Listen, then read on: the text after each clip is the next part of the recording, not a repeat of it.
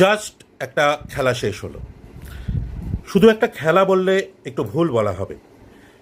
2026 বিশ্বকাপে প্রথমবারের জন্য সুযোগ পেয়েছে দেশটা, কেপ ভার্দে। জনসংখ্যা 5,32,000, আয়তন 4,000 স্কোয়ার কিলোমিটার। আর দলটা তাদের বিশ্বকাপের প্রথম ম্যাচেই আটকে দিল বিশ্বের 2 নম্বরে থাকা স্পেনকে। অসাধারণ একটা লড়াই। গোটা খেলাটায় আক্রমণ, স্পেনের যে আক্রমণ তাকে আটকে দিয়ে গেল কেপ ভার্দের গোলকিপার। অদ্ভুত তার খেলা। প্রত্যেকটা মুহূর্ত যখন মনে হচ্ছে এই গোল হলো, এই গোল হলো, আটকে দিল সে। অসাধারণ।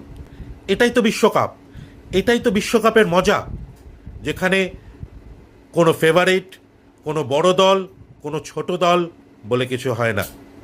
খেলাটাই হচ্ছে আসল কথা, রেজাল্টটাই আসল কথা।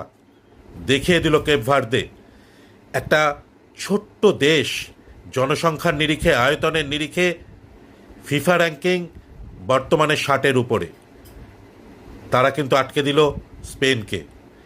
এটাই বিশ্বকাপের মজা, এটাই ফুটবলের মজা।